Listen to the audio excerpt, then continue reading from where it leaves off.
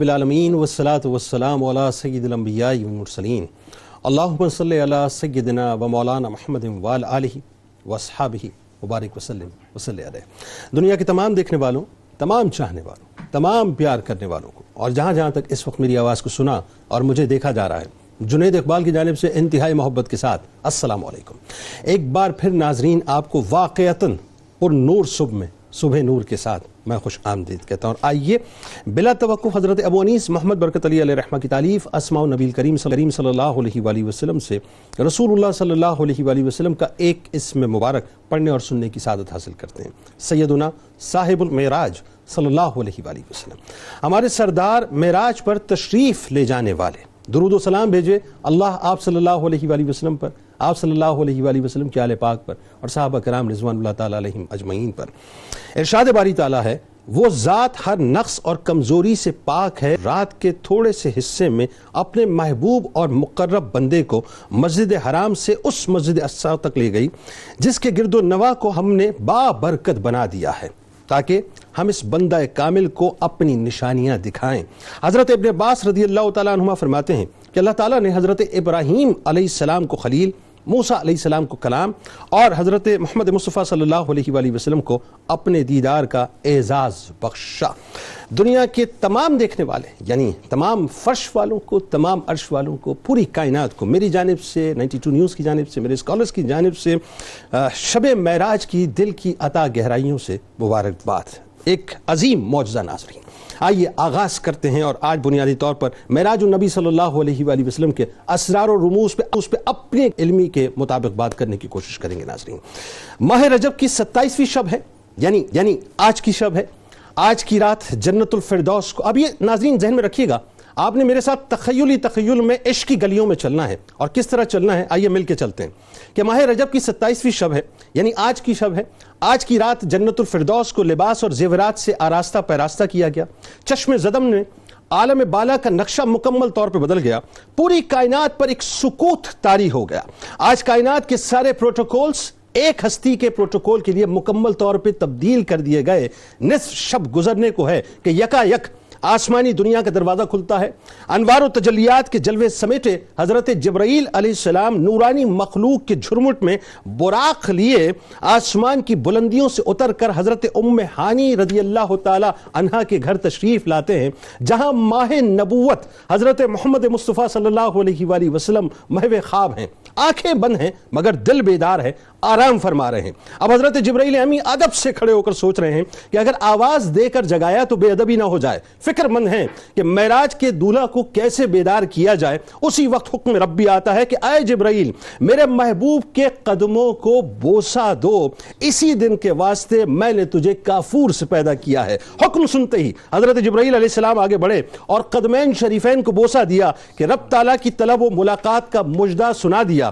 حضرت جبرائیل علیہ السلام نے سرور کونین حضرت محمد مصطفیٰ صلی اللہ علیہ وآلہ وسلم کے سر اقدس پہ امامہ سجایا، نور کی ایک چادر پہنائی، زمرد کی نالین پاک پہنائی، یاقوت کا کمر بند باندھا اور براق کی سواری پیش کی۔ اب دیکھیں ناظرین، پروٹوکول سیٹ ہو رہا ہے محبوب کائنات کا، اور پھر حضرت جبرائیل علیہ السلام نے براق کی رکاب تھامی، حضرت میکائیل علیہ السلام نے لگام پکڑی اور حضرت اسرافیل علیہ السلام نے زین کو سنبھالا۔ اور امام کاشفی رحمت اللہ علیہ فرماتے ہیں کہ معراج کی رات 80,000 فرشتے حضور نبی کریم صلی اللہ علیہ وآلہ وسلم کی دائیں طرف تھے اور 80,000 فرشتے آپ کے بائیں طرف تھے۔ یعنی عالم یہ تھا ناظرین کہ فضا فرشتوں کی درود و سلام کی صداؤں سے گونج رہی تھی، اور آقا نامدار حضرت محمد مصطفیٰ صلی اللہ علیہ وآلہ وسلم درود و سلام کی گونج میں سفر معراج کا آغاز فرما رہے تھے۔ یعنی کائنات نے اس سے بڑا، مجھے جملہ ادا کرنے دیجئے کہ وی آئی پی پروٹوکول نہ کبھی دیکھا نہ کبھی دیکھے گی، بلکہ یوں کہیے ناظرین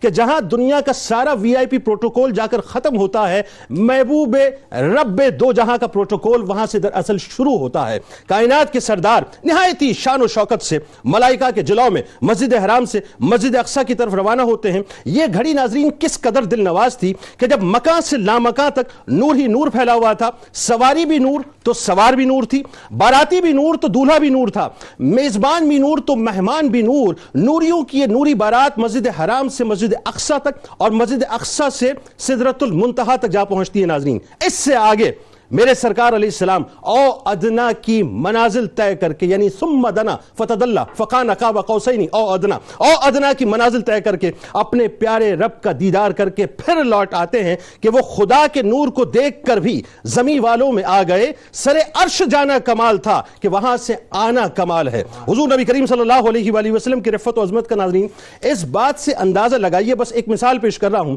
کہ جہاں شہباز سدرہ کے بازو تھک جائیں اور روح الامین کی حد ختم ہو جائے، وہاں سے حضور نبی کریم صلی اللہ علیہ وآلہ وسلم کی پرواز شروع ہوتی ہے. اور اس موقع پر نبی کریم صلی اللہ علیہ وآلہ وسلم نے ارشاد فرمایا، کیونکہ بار بار جبرائیل امین یار تھے، دوست تھے، آ کے عرض کرتے تھے یا رسول اللہ میری آپ کی امت. آج چونکہ سرکار نے پوچھا کہ اے جبرائیل کہ تمہاری کوئی حاجت ہے تو مجھے بتلا دو، تو جبرائیل علیہ السلام نے عرض کیا کہ یا رسول اللہ صلی اللہ علیہ وآلہ وسلم بس میں یہ مانگتا ہوں کہ قیامت کا روز ہو، پل صراط ہو، امت پل صراط سے گزرے، اس طرح سے گزرے کہ میں اپنے بازو پھیلا دوں، بچھا دوں اور آپ کی امت آسانی سے میرے پروں کے اوپر سے گزر جائے. یہ خواہش تھی ناظرین آج جبرائیل امین کی، یعنی سرکار دو عالم صلی اللہ علیہ وآلہ وسلم کا رات ہی رات، یعنی رات کے ایک پہر میں ام ہانی رضی اللہ تعالی عنہ کے مکان سے جانا. پہلا موقع اسرا، دوسرا معراج، تیسرا اعراج، اس کے بعد او ادنا کی منازل طے کر کے واپس آ جانا. ناظرین کہ ذرا سدرہ والے سے پوچھنا کہ مقام مصطفی ہے کیا، جہاں جبرائیل کے پر جلیں وہ مقام ایسی مثال ہے. آج بنیادی طور پر اپنی میں جملہ ادا کرنا چاہتا ہوں ابتدا میں ناظرین، بیان کر لیں صاحب، بیان کرنے والے نہیں بیان کر سکتے کہ معراج کیا ہے، بس حصہ ڈالنے کی کوشش کریں گے. آج پہلے فیز میں قرآن، احادیث اور اسرار و رموز کے حوالے سے ہم بات کریں گے، اور دوسرے فیز میں انشاءاللہ ناظرین آپ کو بتائیں گے کہ اسرا کیا ہے، معراج کیا ہے اور اعراج کیا ہے، اور پھر جو ملاقاتیں انبیاء کرام علیہ السلام سے آسمانوں پر ہوئی تھیں اس حوالے سے بھی آپ کو بتائیں گے. ہمارے ساتھ اس وقت تین ممتاز شخصیات جو یقیناً کسی تعارف کے محتاج نہیں ہیں، صبح نور کی رونق ہیں. پہلی شخصیت ممتاز عالم دین محترم جناب مفتی محمد اسحاق مدنی صاحب، دوسری شخصیت ممتاز عالم دین محترم جناب مفتی محمد شاہد مدنی صاحب، اور تیسری شخصیت assistant professor department of Islamic learning university of Karachi ممتاز عالم دین محترم جناب ڈاکٹر عمیر محمود صدیقی صاحب. آپ تینوں کو میں خوش آمدید کہتا ہوں. السلام علیکم. وعلیکم السلام. پہلے تو آپ تینوں کو بہت بہت مبارکباد شب معراج کی. اور آئیے قرآن پاک سے ہی آغاز کرتے ہیں کہ قرآن پاک کیا بتلاتا ہے. بسم اللہ الرحمن الرحیم. اللہ تبارک و تعالی نے اپنے پیارے محبوب صلی اللہ تعالی علیہ وآلہ وسلم کو ماہ رجب کی 27ویں شب معراج کی سعادت عطا فرمائی. قرآن پاک میں 3 مقامات پر اس کا ذکر کیا گیا. 2 جگہوں پر سورہ بنی اسرائیل میں، ایک پہلی آیت میں اور ایک آیت نمبر 60 میں، اور پھر سورۃ النجم کی ابتدائی 18 آیات میں اللہ تبارک و تعالی نے اس واقعے کو بیان فرمایا. کہیں مکمل وضاحت ہے، کہیں اشارہ بیان فرمایا گیا، کہیں اس سفر کی کیفیات کو بیان فرمایا گیا. اور اس میں جو سب سے اہم ترین بات یہ ہے کہ اللہ تبارک و تعالی نے جو سفر کا آغاز فرمایا، اس سفر کو بیان فرمانے کا، وہ لفظ سبحان سے فرمایا. سبحان الذی اسری بعبدہ لیلا من المسجد الحرام الی المسجد الاقصی. سبحان اللہ.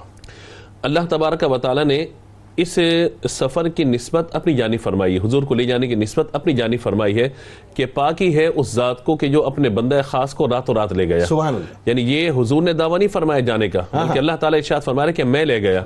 اب اعتراض سارے کے سارے یہاں ختم ہو جاتے ہیں کہ کوئی اگر خود سے دعویٰ کرے کہ میں آسمانوں کی سیر کو گیا، میں زمین کی سیر کو گیا، میں نے انبیاء سے ملاقاتیں کی اور ایک ساعت کے اندر آنا جانا ہو گیا، ایک پل میں 1000 عالم میں آنا جانا میرے حضور کا ہے، تو یہ حضور صلی اللہ تعالیٰ علیہ وسلم نے اس آنے جانے کی نسبت اپنی جانب نہیں فرمائی، بلکہ اللہ تبارک و تعالیٰ نے فرمایا کہ ہم نے انہیں سیر کروائی ہے. جب لے جانے والا اتنا عالی شان ہے کہ ہر طرح کے عجز اور ہر طرح کے نقص سے پاک ہے، پھر کسی بھی قسم کا اعتراض نہیں بنتا. دوسری بات یہ ہے کہ اللہ تبارک و تعالیٰ نے یہاں پر خاص طور پہ زمینی سیر کا ذکر فرمایا، من المسجد الحرام الی المسجد الاقصی. کیوں ذکر فرمایا؟ اس لیے ذکر فرمایا کہ آسمانوں کے بارے میں اگر کوئی بیان کرتا کہ ہم نے آسمانوں پہ چلے گئے، انبیاء سے ملاقاتیں کی، تو اس حوالے سے گواہی کا معاملہ ہونا یا بتانا یہ اتنا آسان تھا کہ انبیاء سے ملاقاتیں کی وغیرہ وغیرہ. لیکن زمینی معاملہ یہ تھا کہ لوگوں نے زمین کے معاملات کو دیکھا ہوا تھا. مسجد حرام بھی دیکھی، مسجد اقصی بھی دیکھی ہے، اور میرے آقا علیہ الصلوۃ والسلام نے مسجد اقصی حضور کبھی تشریف نہیں لے گئے، بیت المقدس حضور کبھی تشریف نہیں لے گئے تھے. اور 1 ماہ کی مسافت کا معاملہ ہے جو سفر اس وقت بنتا تھا کہ اتنے طویل سفر کو 1 ساعت کے اندر کر دینا. تو اس لیے پھر انہوں نے سوالات کیے حضور صلی اللہ تعالیٰ علیہ وسلم کے سامنے. اللہ تعالیٰ نے پوری مسجد کو ظاہر فرما دیا، حضور نے ان کے سوالات کے جوابات ارشاد فرمائے. تیسری بات یہ ہے بعبدہ فرمایا. بروحی یا بجسدی نہیں فرمایا، بعبدی فرمایا، اور عبد جو ہے وہ روح اور جسم کے مجموعے کو کہا جاتا ہے، لہذا اندازہ ہوتا ہے، اور یہی بات یہاں بیان کی جاتی ہے کہ یہ جو معراج ہے وہ روحانی نہیں بلکہ جسمانی معراج ہے، جسمانی ہے جی بالکل، اور جو اس کے علاوہ باقی 33 معراج ہیں وہ روحانی معراج ہیں جو خواب کے عالم میں ہوئی ہیں، اور یہ وہ معراج ہے جو اللہ تبارک و تعالی نے آپ کو جسمانی طور پر عطا فرمائی ہے۔ اس فرمایا کہ اس کا مقصد کیا تھا، آبجیکٹیو کیا ہے اس کے، فرمایا کہ مقصد یہ ہے کہ ہم آپ کو اس مسجد اور اس کی ارد گرد جو برکتیں ہیں وہ دکھانا چاہتے ہیں، ان برکتوں میں انشاءاللہ کی بات ہو جائے گی۔ سورہ نجم پہ آئیے ذرا، پھر فرمایا کہ انہ هو سمیع البصیر، کہ وہ سننے والا اور دیکھنے والا ہے۔ اب علماء نے یہاں پہ دونوں باتیں بیان فرمائی، یا تو یہ ضمیر کی نسبت اللہ تبارک و تعالی کی جانب کیجئے تو وہ سننے والا اور دیکھنے والا ہے، یا اگر حضور کی طرف اس کی نسبت کیجئے کہ وہ دیکھنے والے اور جاننے والے سننے والے ہیں، تو یہ ہے کہ اللہ تبارک و تعالی جو کلام فرمایا حضور نے اس کو سماعت فرمایا، اور جو اللہ تبارک و تعالی نے دکھایا حضور صلی اللہ تعالی علیہ وآلہ وسلم نے ان تمام چیزوں کو ملاحظہ فرمایا، یہاں تک کہ خالق کائنات جل جلالہ نے ثم دنا فتدلی فکان قاب قوسین او ادنی، اس قرب کی منزل میں رب کائنات جل جلالہ نے لا مقام میں اپنے محبوب کو اپنا دیدار بھی کروا دیا۔ تو یہ وہ کیفیات ہیں کہ جو سورہ نجم کی ابتدائی 18 آیات میں بیان فرمائی گئی ہیں۔ یہاں پہ ایک بات جو خاص طور پہ سورہ نجم میں بیان فرمائی گئی، مگر اس سے قبل جو سورہ بنی اسرائیل کی آیت نمبر 60 ہے، فرمایا وما جعلنا الرؤيا التي اريناك الا فتنة للناس، فرمایا کہ ہم نے کیا اور ہم نے کیا وہ دکھایا، ہم نے کیا وہ دکھایا جو تمہیں دکھایا تھا، مگر اس میں لوگوں کے لیے آزمائش ہے۔ اصل میں یہ معاملہ ہے کہ جب حضور صلی اللہ تعالی علیہ وآلہ وسلم نے صبح اس بات کو بیان فرمایا، کہا کہ لوگوں کے لیے آزمائش ہے، آزمائش اس اعتبار سے کہ جو تصدیق نہیں کریں گے وہ گمراہیت کی طرف چلے جائیں گے، اور جو تصدیق کریں گے وہ اتنا قرب اختیار کریں گے کہ غار میں بھی ساتھ ہو جائیں گے، مدار میں بھی ساتھ ہو جائیں گے۔ اللہ تبارک و تعالی انہیں ایسا قرب عطا فرمائے گا، اور حضور صلی اللہ تعالی علیہ وآلہ وسلم کو اللہ تبارک و تعالی نے جو مقام عطا فرمایا، یعنی اب یہ ہے کہ ذات باری تعالی جگہ سے مکان سے پاک ہے، اور حضور صلی اللہ تعالی علیہ وآلہ وسلم نے اپنے رب تبارک و تعالی کا دیدار کیا جو معراج میں سب سے بڑا انعام ہے، ورنہ زمینی سیر کرنا، جو زمینی نشانیاں دکھانا، یہ اللہ تعالیٰ نے حضرت ابراہیم علیہ السلام کو بھی دکھائی ہے، آسمانوں پر حضرت عیسیٰ علیہ السلام، حضرت عیسیٰ علیہ السلام پہلے سے تشریف فرما ہے، اور اگر کچھ اور معاملہ ہے جنت کا تو اللہ تبارک و تعالی نے ادریس علیہ السلام کو جنت کا ملاحظہ کرنے کا سلسلہ عطا فرمایا۔ تو حضور کے لیے اس معراج میں سب سے بڑا کیا ہے؟ سب سے بڑا رؤیت باری تعالی ہے، اللہ تبارک و تعالی کا دیدار ہے، اور وہ دیدار کہاں ہے؟ لا مقام ہے، حضور اس لا مکان کے مکی ہوئے ہیں، اور اس بات کو اعلی حضرت یوں بیان فرمایا، فرماتے ہیں وہی لا مکان کے مکی ہوئے، سر عرش تخت نشی ہوئے، وہ نبی ہے جس کے ہیں یہ مکان، وہ خدا ہے جس کا مکان۔ سبحان اللہ۔ بس ایک بات آخر میں کہ یہ جو او ادنا کی منازل ہیں، کیا یہ او ادنا کی ڈیفینیشن یا تفسیر دنیا کا کوئی عالم دین آج تک بیان کر پایا؟ دیکھیں میں تو یہ عرض کرتا ہوں کہ ثم دنا فتدلی تو بہت بڑی منزل ہے، یا حضور صلی اللہ تعالی علیہ وآلہ وسلم کو اللہ نے جو براق عطا فرمایا اس کی کیفیت کو کوئی بیان نہیں کر سکتا، اس کے چلنے کو کوئی بیان نہیں کر سکتا، حد نگاہ پہ جو قدم پڑ رہا ہے اسے کوئی بیان نہیں کر سکتا، میرے آقا علیہ الصلوۃ والسلام نے جو جوڑا زیب تن فرمایا اس کو کوئی بیان نہیں کر سکتا، حضور صلی اللہ تعالی علیہ وآلہ وسلم پہ جو اس رات انعام اور اکرام اور نوازشات عطا ہوئی ان کو کوئی بیان نہیں کر سکتا۔ یہ جو منزل ہے ثم دنا فتدلی، یہ تو سب سے بڑی منزل ہے، فکان قاب قوسین او ادنی، یہ تو سب سے بڑی منزل ہے۔ وجہ اس کی یہ ہے کہ عرب کے لوگ جب ایک دوسرے کے ساتھ کوئی معاہدہ کرتے تھے دو کمانوں کو ملا دیتے تھے کہ بھئی اب تمہارا دوست ہمارا دوست اور تمہارا دشمن ہمارا دشمن، تو لہٰذا اب وہ کیا ہے کہ شب معراج خالق نے یہ کہا محبوب سے اپنے تو جو تمہارا نہیں وہ ہمارا ہو نہیں سکتا۔ تو یہ وہ کیفیت ہے کہ جو اللہ تبارک و تعالی نے بیان فرما دی ہے کہ اب جو کچھ ہے وہ حضور صلی اللہ تعالی علیہ وآلہ وسلم کی بارگاہ سے بخدا خدا کا یہی ہے در، نہیں اور کوئی مفر مقر، جو وہاں سے ہو یہی آ کے، جو یہاں نہیں وہ وہاں نہیں، تو جو حضور کی بارگاہ میں نہیں وہ کہیں بھی موجود نہیں۔ اور یہ ثم دنا فتدلی کی جو منزل ہے وہ منزل ہے کہ یہ نہ لفظوں میں بیان کی جا سکتی ہے، یہ تو بس جس منزل پہ جو پہنچے ہیں وہ بیان کر سکتے ہیں، یا جس رب نے پہنچا ہے وہ رب تبارک و تعالی ہی بیان کر سکتا ہے۔ کتنے قریب ہوئے یہ محبوب جانے اور محب جانے، بات یہ ہے۔ مفتی صاحب یہ بتائیے کہ احادیث مبارکہ کیا کہتی ہیں؟ بڑا حسین سا سفر ہے، بڑا پروٹوکول سے بھرا سفر ہے۔ جی بسم اللہ الرحمن الرحیم، هو القادر هو الحق هو المعین۔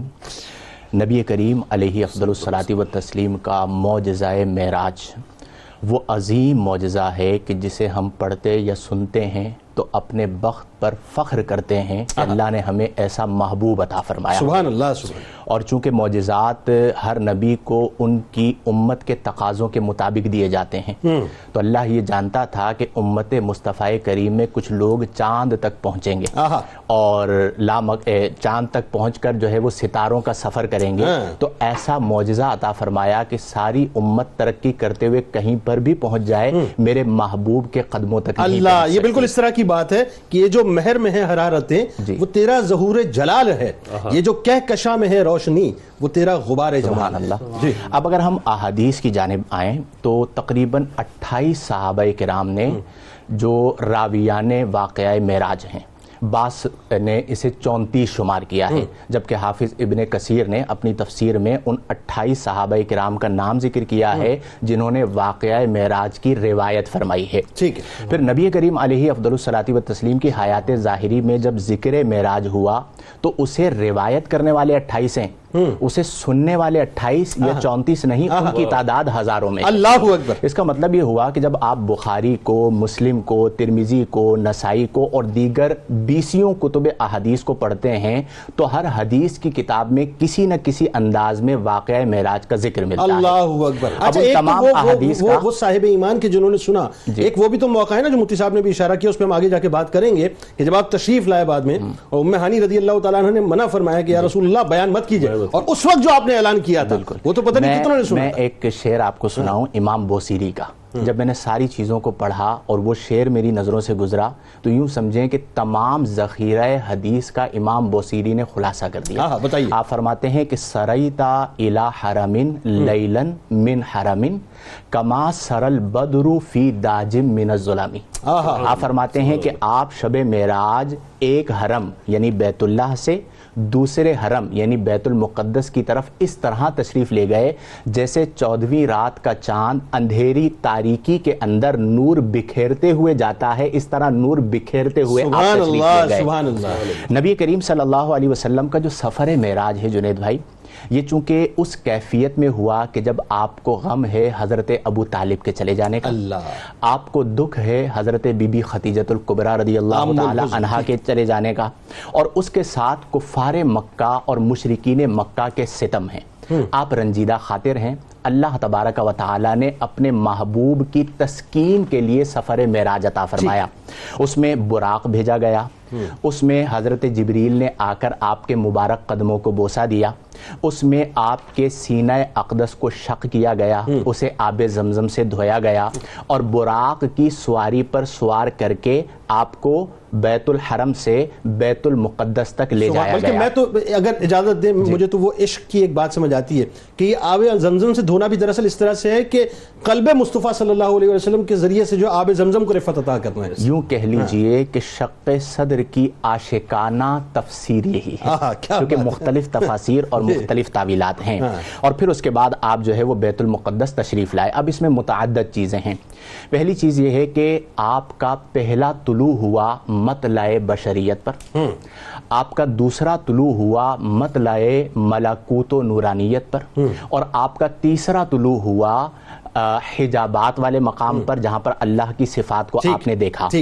اب جب آپ بیت المقدس پہنچے اور پھر اس کے بعد اللہ کی بارگاہ میں جب آپ پہنچے تو صاحب طبقات کبریٰ نے لکھا کہ وہاں پر نبی کریم علیہ افضل الصلاۃ والتسلیم فرماتے ہیں کہ میرے دل کی ایک کیفیت ہوئی چونکہ عالم نور ہے, تو اس کیفیت کے اندر اچانک مجھے ایک شفقت بھری آواز سنائی تھی. یہ حدیث میں آیا. وہ آواز کیا تھی؟ اللہ تبارک و تعالی نے فرمایا قف یا محمد فَإِنَّ رَبَّكَ يُصَلِّي, کہ میں وہاں پر رک گیا. اللہ نے فرمایا قف یا محمد, اے میرے محبوب آپ یہاں پر ٹھہر جائیے. فَإِنَّ رَبَّكَ يُصَلِّي, کیونکہ آپ کا رب آپ پر درود بھیج رہا ہے. پھر اسی طرح جب آپ تشریف لے جا رہے تھے تو ایک مقام پر نماز ادا کی گئی. حضرت جبریل نے عرض کی یا رسول اللہ آپ جانتے ہیں یہ کون سا مقام ہے؟ پھر عرض کی کہ یہ طیبہ ہے جہاں پر آپ ہجرت فرمائیں گے. دوسرے مقام پر نماز ادا کی, فرمایا عرض کی یہ کون سا مقام ہے؟ فرمایا یہ وہ مقام ہے کہ جہاں پر حضرت حضرت موسیٰ علیہ السلام کو اللہ کے دیدار کی طلب ہوئی تھی، جسے طور سینا کہا جاتا ہے۔ پھر تیسری نماز بیت لحم پر ادا کی اور عرض کی کہ یہ وہ مقام ہے کہ جہاں پر حضرت عیسیٰ علیہ السلام کی ولادت ہوئی ہے۔ پھر اس کے بعد بیت المقدس میں تمام انبیاء کرام صف آرا ہو کر نبی کریم کی اقتداء میں ہیں، اور نبی کریم علیہ افضل الصلاۃ والتسلیم مقتدا بن کر نماز ادا کرتے ہیں۔ گویا کہ معنی اول و آخر کا ظہور ہو جاتا ہے کہ نماز اقصیٰ میں تھا یہی سر، آیا ہوں معنی اول آخر کہ دست بستہ ہے پیچھے حاضر جو سلطنت آگے کر گئے۔ سبحان اللہ۔ اس پہ گفتگو کرتے ہیں مزید اور بات تھوڑا سا اور آگے بڑھاتے ہیں۔ جناب مفتی عمیر صاحب، ابھی بتائیے کہ جو اس شب معراج کے اسرار و رموز ہیں وہ کیا ہیں بنیادی طور پہ، اسباب کیا بنے، اس کے پیچھے راز کیا کیا ہے؟ بسم اللہ الرحمن الرحیم۔ معراج النبی صلی اللہ علیہ وسلم اور اسراء کا واقعہ ہجرت سے تقریباً 1 سال قبل واقع ہوا ہے، اور آپ اس سے اندازہ کیجئے کہ حضرت ابو طالب رضی اللہ تعالیٰ عنہ کا وصال ہوتا ہے، حضرت ام المومنین خدیجہ الکبریٰ رضی اللہ تعالیٰ عنہا کا وصال ہوا، اور اس کے بعد اس عام الحزن کے فوراً ساتھ ہی ہمیں واقع طائف نظر آتا ہے، اور نبی کریم صلی اللہ تعالیٰ علیہ وسلم ایک ایسی قوم کی طرف ہجرت فرما کر جانے والے ہیں کہ جنہوں نے حضرت موسیٰ علیہ السلام سے براہ راست یہ کہا تھا کہ ارین اللہ جہرتن، کہ آپ ہمیں براہ راست سر کی آنکھوں سے اللہ کا دیدار کروا دیں۔ اللہ اکبر۔ اب موسیٰ علیہ السلام نے اللہ تعالیٰ کا خود دیدار سر کی آنکھوں سے نہیں کیا تھا، تو اللہ تبارک و تعالیٰ نے سورہ بنی اسرائیل میں سورۃ الاسراء کی پہلی آیت مقدسہ میں اس واقع اسراء کا ذکر فرمایا ہے، تو اس کا ایک ریلیونس ہے۔ تو بتایا یہ جا رہا ہے کہ عام الحزن کے بعد حضور علیہ الصلوۃ والسلام کے سکون اور طمانینت کے لیے، اور بالخصوص بنی اسرائیل کیونکہ براہ راست مخاطب بننے جا رہے ہیں، تو حضور علیہ السلام ان کو یہ بتا سکیں کہ رأیت نوراً، میں نے اپنے رب کا سر کی آنکھوں سے دیدار کیا۔ سبحان اللہ۔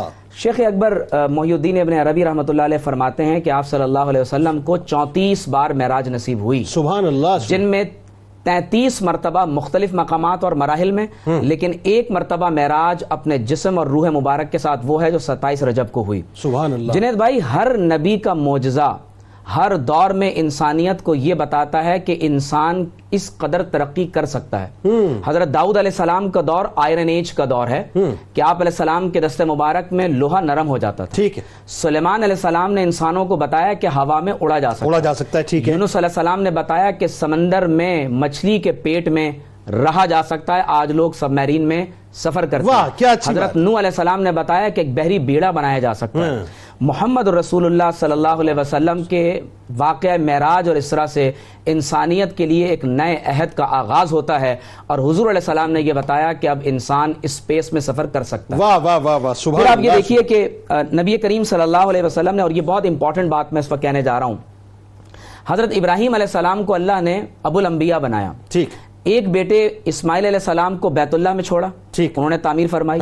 دوسرے بیٹے اسحاق اور یعقوب علیہ السلام کو آپ نے بیت المقدس میں چھوڑا۔ ٹھیک ہے۔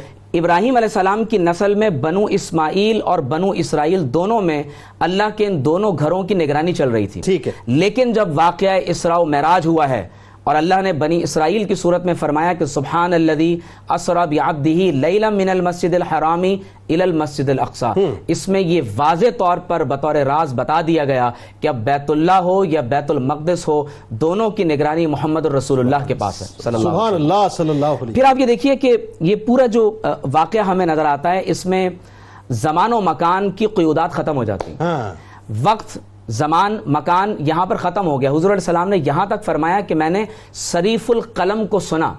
جب اللہ تبارک و تعالیٰ نے سب سے پہلے حضور علیہ السلام کے نور کے بعد قلم اور لوح کو پیدا فرمایا، تو قلم نے لوح پر لکھنا شروع کیا، تو قلم کے لکھنے سے جو آواز پیدا ہوئی، آپ صلی اللہ علیہ وسلم نے فرمایا کہ میں نے اس آواز کو سماعت کیا۔ پھر آپ دیکھیے کہ جنت اور دوزخ کے جتنے معاملات ہیں، حدیث میں تفصیل کے ساتھ احادیث میں بیان ہوا ہے کہ غیبت کرنے والے اور بے عزتی کرنے والے، حلال پر حرام کو ترجیح دینے والے، سود کھانے والے، یتامہ کا مال ہڑپ کرنے والے، اشارتاً اور مذاق میں لوگوں کی غیبت اور برائی کرنے والے، پھر کس طرح سے آپ صلی اللہ علیہ وسلم نے ان تمام کے عذاب کو ملاحظہ کیا۔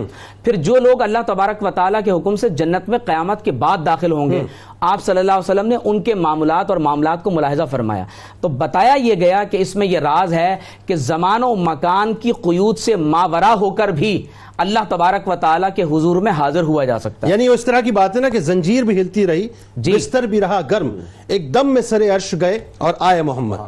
پھر آپ یہ دیکھیے کہ یہ جو اللہ تبارک و تعالیٰ نے فرمایا ہے کہ سبحان الذی اسری بعبدہ، شیخ اکبر فرماتے ہیں کہ العبد عبد وان تعرج، بندہ اگرچہ معراج پر ہی پہنچ جائے وہ کہلاتا بندہ ہی ہے. اللہ یہ بتایا یہ جا رہا ہے کہ عیسیٰ علیہ السلام دوسرے آسمان پر ہیں، لیکن اس کے باوجود نہ وہ خدا ہیں نہ خدا کے بیٹے ہیں. اگر مثال سے سمجھنا ہے تو دیکھ لیجئے کہ محمد الرسول اللہ صلی اللہ علیہ وسلم کی گرد سفر میں یہ زمین، ساتوں آسمان، یہاں تک کہ سدرۃ المنتہا، یہ سب پیچھے رہ گئے اور حضور علیہ السلام آگے تشریف لے گئے. اس کے باوجود نہ خدا ہیں نہ خدا کے بیٹے ہیں، نعوذ باللہ من ذالک، بلکہ اس مقام پر پہنچ کر بھی جب اللہ رب کریم نے فرمایا کہ یا رسول اللہ آپ کو کس لقب سے پکارا جائے، تو حضور علیہ السلام نے جو لقب اپنے لیے پسند فرمایا وہ عبدہ، اللہ کا بندہ ہے.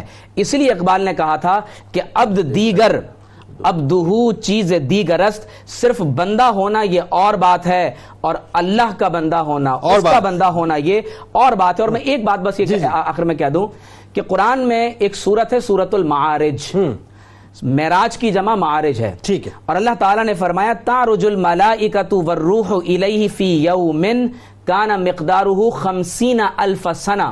فرمایا اللہ کی بارگاہ میں جو فرشتے زمین سے اوپر پہنچتے ہیں تمہارے سالوں کے اعتبار سے ان کی مقدار 50,000 سالوں کے برابر ہے. فرشتے نوری مخلوق ہیں، فرشتے نوری مخلوق ہیں، 50,000 سالوں میں اللہ کی بارگاہ میں پہنچتے ہیں، واپسی کی بات نہیں ہو رہی. تو اس کا مطلب یہ ہوا کہ شیخ اکبر فرماتے ہیں کہ سدرۃ المنتہا وہ مقام، اس کو منتہا اس لیے کہتے ہیں کہ جو نیچے کے لوگ ہیں وہ اوپر نہیں جا سکتے، جو اوپر جاتا ہے وہ نیچے نہیں آ سکتا.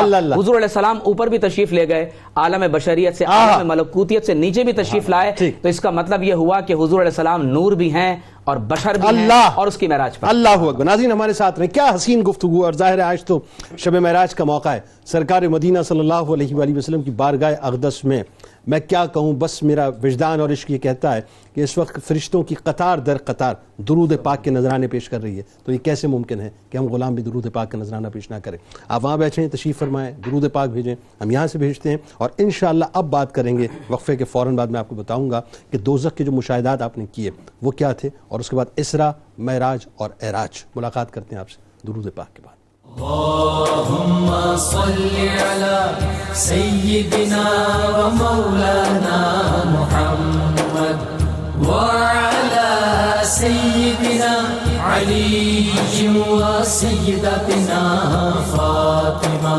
وسيدتنا زينب وسيدنا حسن وسيدنا حسين وعلى وصحبه وبارك وسلم. اللهم صل على سيدنا ومولانا محمد وعلى سيدنا علي وسيدتنا فاطمة وسيدتنا زينب وسيدنا حسن وسيدنا حسين وعلى آله وصحبه وبارك وسلم. خواتین و حضرات، شب معراج کا موقع ہے اور آج بات ہو رہی ہے معراج کے اسرار اور رموز کے حوالے سے. نبی کریم صلی اللہ علیہ وآلہ وسلم، ناظرین ظاہر ہے یہ جو اسرا ہے، معراج ہے، اعراج ہے، یہ ایک سفر ہے جو بس میں لمحوں کا بھی شاید لفظ استعمال یہاں پہ نہ کر سکوں کہ ایک دم میں سر عرش گئے اور آئے محمد صلی اللہ علیہ وآلہ وسلم. آپ نے دوزخ کا نظارہ بھی کیا ناظرین، اس کا بھی مشاہدہ کیا، اور آپ نے وہاں پر کچھ عذاب دیکھے. ذرا وہ توجہ سے سنیے، میرا خیال ہے بہت ضرورت ہے آج اس بات کی کہ ہم اس کو توجہ سے سنیں کہ سرکار علیہ السلام نے اپنی چشم مبارک سے کیا کچھ دیکھا. حضرت انس رضی اللہ تعالیٰ عنہ بیان کرتے ہیں کہ نبی کریم صلی اللہ علیہ وآلہ وسلم نے فرمایا کہ جس رات مجھے معراج کرائی گئی میں ایسے لوگوں پر گزرا جن کے ناخن تانبے کے تھے. ناخن تانبے کے تھے اور وہ اپنے چہرے اور سینے کو اس سے چھیل رہے تھے. تو میں نے جبرائیل علیہ السلام سے دریافت کیا کہ یہ کون لوگ ہیں؟ تو انہوں نے جواب دیا کہ یہ وہ لوگ ہیں جو لوگوں کا گوشت کھاتے ہیں, یعنی ان کی غیبت کرتے ہیں اور ان کی بے آبروئی کرتے ہیں اور اسی میں پڑے رہتے ہیں. ایک جملہ عرض کر رہا ہوں ناظرین, جملوں میں یا گفتگو میں غیبت کرنا تو اب درکنار بات رہی, اب تو ہم انگلیوں سے جو ہے وہ ٹویٹر پہ, فیس بک پہ اور سوشل میڈیا پہ جو ہے اتنی غیبت کرتے ہیں کہ اس نے برباد کر کے رکھ دیا ہے. حضرت ابو ہریرہ رضی اللہ تعالیٰ عنہ بیان کرتے ہیں کہ نبی کریم صلی اللہ علیہ وآلہ وسلم نے فرمایا کہ جس رات مجھے سیر کرائی گئی میں ایسے لوگوں پر گزرا کہ جن کے پیٹ اتنے بڑے بڑے تھے جیسے انسانوں کے رہنے کے گھر ہوتے ہیں, لیکن میں نے دیکھا کہ اس میں سانپ تھے جو باہر سے ان کے پیٹوں سے نظر آ رہے تھے. میں نے فرمایا کہ اے جبرائیل یہ کون لوگ ہیں؟ انہوں نے کہا یہ سود کھانے والے ہیں. یعنی کس منہ سے تمہیں منزل مقصود چاہیے, دین کرتے ہو اور سود چاہیے, ایمان تم نے اپنا تماشا بنا لیا کہ مطلب کا دین اور مرضی کا معبود چاہیے. پھر آپ کا گزر ایسے لوگوں کے پاس سے ہوا جن کے سر پر پتھروں سے جو ہے وہ بارش کی جا رہی تھی, یعنی ان کے سروں پر پتھر مارے جا رہے تھے, ان کے سروں کو کچلا جا رہا تھا. کچلنے کے بعد دوبارہ ان کے سر ویسے ہو جاتے تھے, پھر کچلا جاتا تھا, پھر ویسے ہو جاتے تھے, یعنی یہ سلسلہ چلتا رہتا تھا. آپ نے پوچھا جبرائیل یہ کون لوگ ہیں؟ جبرائیل علیہ السلام نے عرض کیا یا رسول اللہ صلی اللہ علیہ وآلہ وسلم یہ لوگ نماز میں کاہلی کرنے والے ہیں, سستی کرنے والے ہیں. یعنی وہ لوگ نہیں ہیں جو نماز نہیں پڑھتے, ابھی تو بات ہو رہی ہے ان کی جو کاہلی کرتے ہیں, ان کے اوپر اتنا شدید ترین عذاب ہوگا. اس کے بعد آپ کا گزر ایک ایسی قوم سے ہوا جن کی شرم گاہوں کے آگے پیچھے چیتھڑے لپٹے ہوئے تھے اور اونٹ و بیل کی طرح وہ چڑھتے تھے اور کھانے پینے جو ہے جہنم کے پتھر کھاتے تھے. یعنی وہ اونٹوں اور بیلوں کی طرح چر بھی رہے تھے اور جو درخت تھے اور جہنم کے جو پتھر تھے ان کو کھا رہے تھے. تو آپ نے فرمایا یہ کون لوگ ہیں؟ جبرائیل علیہ السلام نے کہا کہ یہ وہ لوگ ہیں جو اپنے مالوں کی زکوٰۃ ادا نہیں کرتے, یعنی اپنی زکوٰۃ کے اوپر بیٹھے رہتے ہیں. پھر آپ کا گزر ایسے لوگوں کے پاس ہوا کہ ایک ہانڈی میں پکا ہوا تازہ پاکیزہ گوشت تھا اور دوسرے میں کچا اور سڑا ہوا گوشت تھا. آپ نے پوچھا کہ یہ کون لوگ ہیں؟ عرض کیا گیا یا رسول اللہ صلی اللہ علیہ وآلہ وسلم یہ وہ لوگ ہیں آپ کی امت کے کہ جن کو اللہ تبارک و تعالیٰ نے حلال اور طیب بیوی عطا کی, مگر ان کو چھوڑ کر غیر منکوحہ عورتوں سے اپنی خواہش کو پورا کیا کرتے ہیں. ویسے تو آپ نے بہت مشاہدہ کیا ناظرین, میں نے چند ایک باتیں آپ کے سامنے پیش کی. اللہ تعالیٰ ہمیں اس سے بچنے کی بس توفیق عطا فرمائے. علامہ صاحب آئیے اسرا کی بات کرتے ہیں. اب یہ جو سفر ہے اس کا آغاز ہو رہا ہے, پہلا حصہ اسرا. بسم اللہ الرحمن الرحیم. واقع معراج کے 3 حصے علماء نے بیان فرمائے ہیں. ایک زمینی سفر جس کو اسرا سے تعبیر کیا گیا, یعنی زمینی سیر کے حوالے سے. دوسرا جو ہے جب حضور صلی اللہ تعالیٰ علیہ وآلہ وسلم نے انبیاء کرام علیہ السلام کو نماز پڑھائی اور آسمانوں کی سیر فرمائی اس کو اور انبیاء سے ملاقات کی تو اسے معراج کہا جاتا ہے. اور اس کے بعد سدرۃ المنتہا اور اس کے آگے بلندیوں کو اعراج کہا جاتا ہے. آپ نے چونکہ خاص سوال کیا ہے زمینی سفر کے حوالے سے, تو دیکھیے ایک کیفیت حضور صلی اللہ تعالیٰ علیہ وآلہ وسلم کی یہ ہے کہ نبی مکرم صلی اللہ تعالیٰ علیہ وآلہ وسلم اپنے گھر میں محو استراحت ہے. اچھا, حضرت موسیٰ علیہ السلام کی کیفیت یہ ہے کہ آپ خود چل کر کوہ طور پہ تشریف لے گئے اور اللہ تعالیٰ کی بارگاہ میں عرض کیا کہ یا الہ العالمین میں تو یہ دیکھنا چاہتا ہوں. وہاں سے جواب آیا لن ترانی, تم مجھے ہرگز نہیں دیکھ سکتے.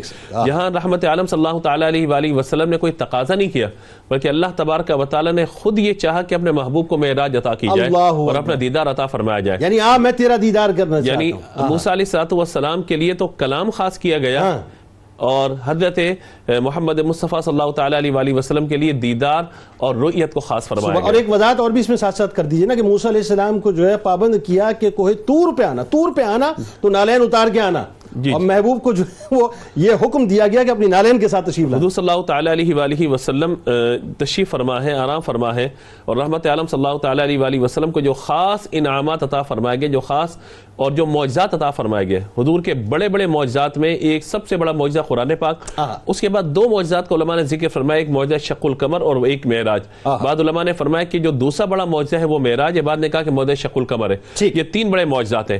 اچھا, قرآن بھی قیامت تک رہنے والا اور واقع معراج کے جو لطائف اور اسرار و نکات ہیں یہ بھی قیامت تک رہنے والے ہیں. ایسے ہی. اچھا, اب یہ دیکھیے کہ رحمت عالم صلی اللہ تعالیٰ علیہ وآلہ وسلم جب بیدار ہوتے ہیں اور یہاں کا لباس اتار کے جنتی لباس زیبتن فرماتے ہیں, براق پہ سوار ہوتے ہیں. اب یہ شاہانہ انداز میں جو ہے وہ جذب حسن طلب ہر قدم ساتھ ہے, دائیں بائیں فرشتوں کی عبارات ہے, سر پہ نورانی صحرے کی کیا بات ہے, شاہ دولہ بنا آج کی رات ہے. تو یہ حضور صلی اللہ تعالیٰ علیہ وآلہ وسلم تشریف لے جا رہے اور خود نہیں جا رہے بلکہ سر لا مکان سے طلب ہوئی, سوئے منتہا وہ چلے نبی, کوئی حد ہے ان کے عروج کی, بلغ العلا بکمال اعمالہ. تو حضور صلی اللہ تعالیٰ علیہ وآلہ وسلم تشریف لے جا رہے ہیں, فرمایا کہ ہم نے انہیں نشانی دکھائی. میں مختصر کرتا نشانی دکھائی زمینی سفر میں. جو پہلی نشانی کیا ہے وہ یہ ہے, کہا کہ ہم نے دیکھا کہ ایک بہترین قسم کا نورانی ٹیلا ہے جس میں حضرت موسیٰ علیہ السلام نماز ادا فرما رہے ہیں. حضرت موسیٰ علیہ السلام یہاں پہ نماز ادا فرما رہے ہیں اور حضور براق پہ تشریف لے جا رہے ہیں. اب براق جا رہا ہے, براق کی بھی کیفیت ہے, میں اس سب نہیں جاتا. براق جا رہا ہے یہاں تک کہ رحمت عالم صلی اللہ تعالیٰ علیہ وآلہ وسلم تشریف فرما ہوتے ہیں بیت المقدس میں. راستے میں کچھ چیزوں کو ملاحظہ فرمایا, جس طرح نماز پڑھنے کا مفتی صاحب نے ذکر فرمایا, یہ مقام ہے, یہاں پہ نماز ادا کیجئے. تو پھر دنیا آپ کی طرف آئی اور پھر 2 پیالے پیش کیے گئے, کہا کہ آپ نے فطرت کو اختیار فرمایا. یہ کہتے ہوئے آگے تشریف لے گئے. تو خاص طور پہ جو یہاں پہنچے ہیں رحمت عالم صلی اللہ تعالیٰ علیہ وآلہ وسلم مسجد اقصی, تو مسجد اقصی میں حضور صلی اللہ تعالیٰ علیہ وآلہ وسلم طیبہ جس مقام کو کہا گیا, کہا کہ پہلے یثرب تھا, بیماریوں کا گھر تھا, اب آپ کا یہ جائے ہجرت بھی ہوگا اور آپ کے قدموں کی برکت سے اللہ نے اس کو شفا بنا دیا ہے. نہ ہو آرام جس بیمار کو سارے زمانے سے اٹھا لے جائے تھوڑی خاک ان کے آستانے سے. اچھا جی, اب بیت المقدس کی طرف, بیت المقدس تشریف لائے حضور صلی اللہ تعالیٰ علیہ وآلہ وسلم. تو آپ دیکھیے کہ حضرت موسیٰ علیہ السلام کہاں اپنی قبر انور میں موجود ہے, اور جب یہاں پہنچتے ہیں حضور صلی اللہ تعالیٰ علیہ وآلہ وسلم تو موسیٰ علیہ السلام یہاں بھی موجود ہیں. تو ایک وہ نبی کہ جن کو اللہ تبارک و تعالیٰ نے اپنے کلام سے مشرف فرمایا, ان کی ایک کیفیت ہے. حضور کو آگے کیا جاتا ہے, حضور نماز پڑھاتے ہیں, نماز پڑھانے کے بعد حضور صلی اللہ تعالیٰ علیہ وآلہ وسلم کی شان میں انبیاء کرام علیہ السلام کے قصیدے ہیں.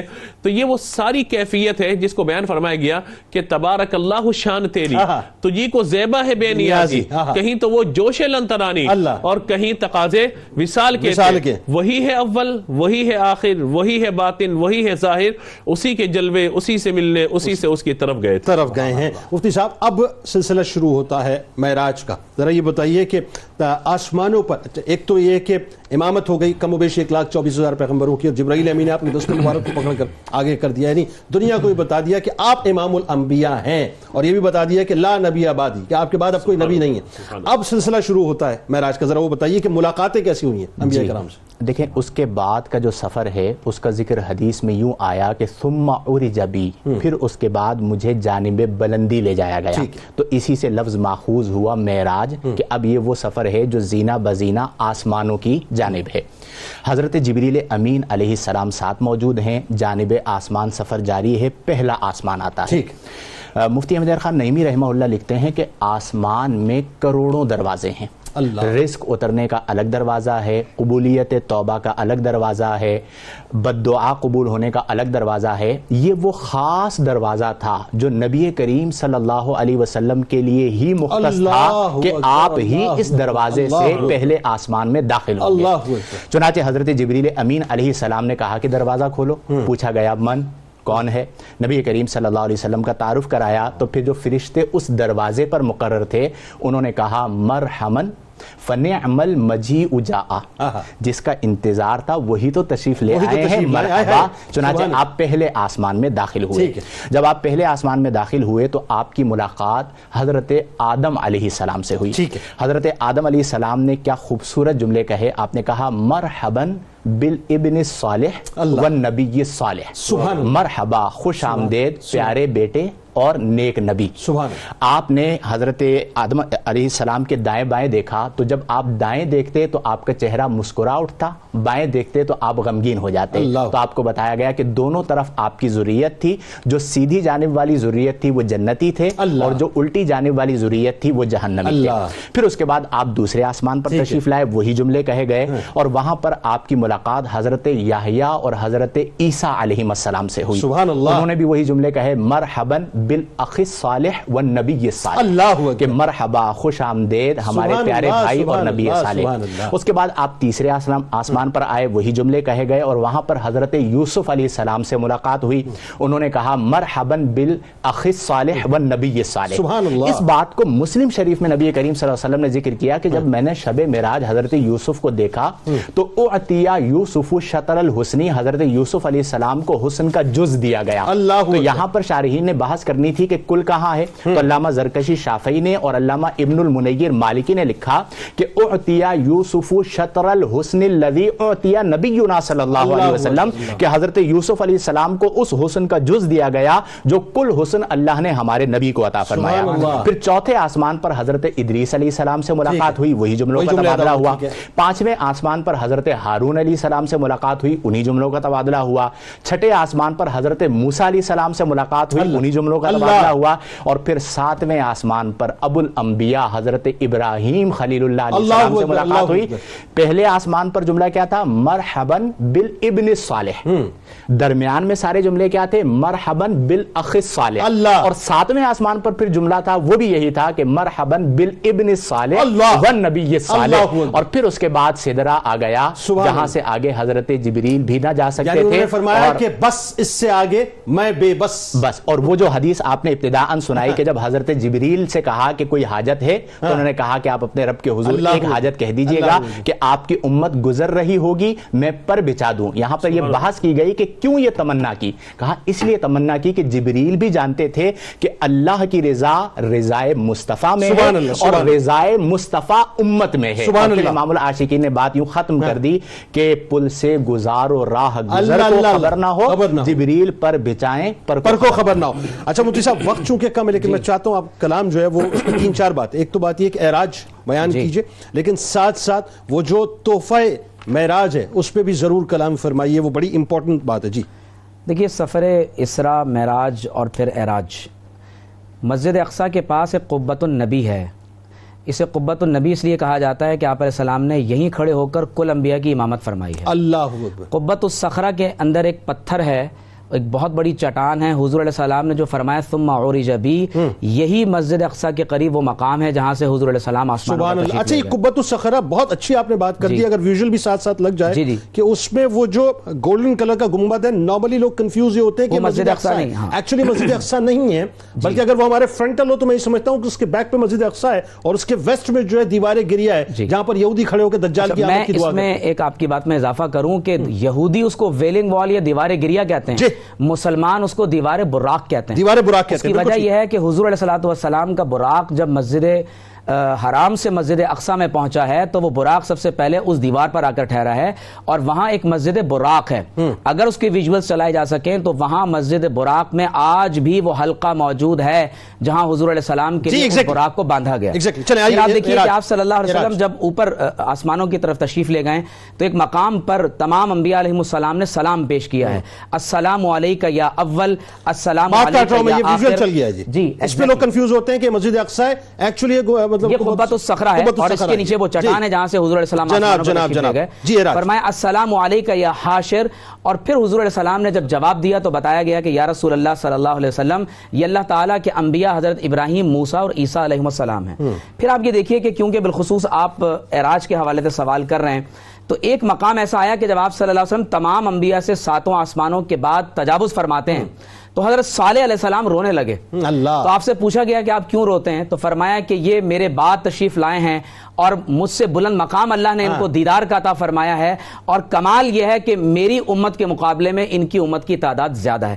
خاص طور پر جو اعراج کے واقعے کے حوالے سے قرآن مجید میں اللہ تعالیٰ نے تفصیل کے ساتھ بیان کیا ہے وہ سورۃ النجم ہے.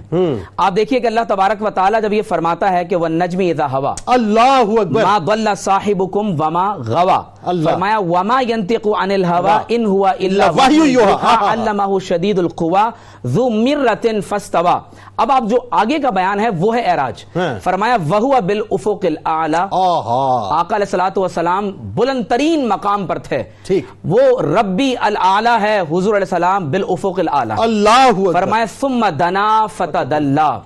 جنید بھائی یہ آیات متشابہات میں سے ہیں، اس کی کوئی تفسیر روئے زمین کا کوئی عالم نہیں کر سکتا، یہ متشابہات میں سے ہیں. فرمایا فکان قاب قوسین او ادنا فاوحى الى ربه الى عبده ما اوحى.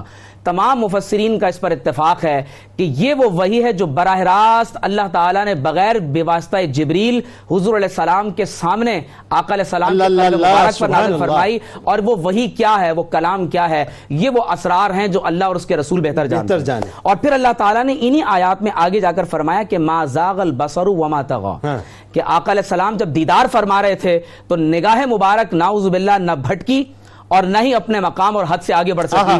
فرمایا لقد رآ من آیات ربہ الکبریٰ، اور حضور علیہ الصلوۃ والسلام نے اپنے رب کی عظیم نشانیوں کو دیکھا اور آگے فرما دیا افرأیتم اللات والعزیٰ، تم تو لات منات اور عزیٰ کو دیکھتے ہو. محمد رسول اللہ صلی اللہ علیہ وسلم نے اپنے رب کا دیدار کیا.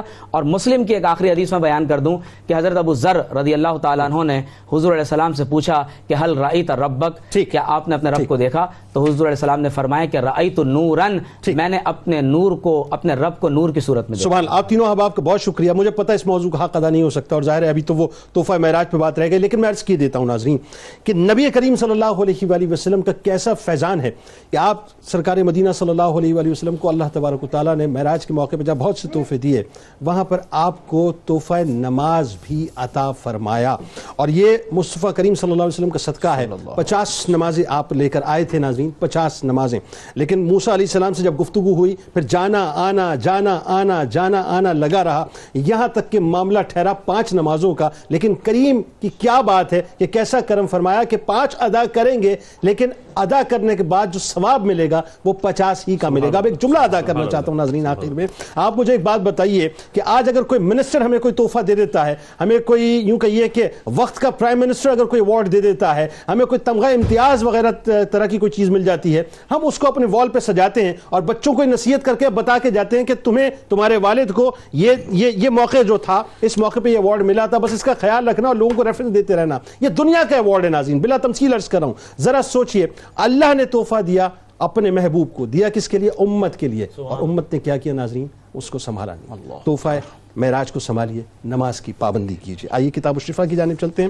شب معراج النبی صلی اللہ علیہ وآلہ وسلم کا وظیفہ ہے، اور وظیفہ ہے شب معراج النبی صلی اللہ علیہ وسلم کے موقع پر جو شخص 27 رجب المرجب کی رات 12 رکعت نماز نفل اس طرح ادا کرے کہ ہر 2 رکعت کے بعد سلام پھیرے، پھر 100 مرتبہ سبحان اللہ والحمد للہ ولا الہ الا اللہ واللہ اکبر، پھر 100 مرتبہ استغفر اللہ، اور آخر میں 100 بار درود پاک پڑھے، اور اگلے دن کا روزہ رکھے، تو وہ جو بھی دعا مانگے گا انشاءاللہ ضرور قبول ہوگی، اور اس کے نامہ اعمال میں 100 سال کی عبادت کا ثواب لکھ دیا جائے گا. حضرت علی کرم اللہ وجہ الکریم فرماتے ہیں کہ لوگوں کے سامنے دعا کی التماس کرنے سے بہتر ہے انسان خود ایسا بن جائے کہ لوگوں کے دلوں سے خود بخود اس کے لیے دعا نکلنے لگے. روزنامہ 92 نیوز میں آج آپ شب معراج النبی صلی اللہ علیہ وسلم کے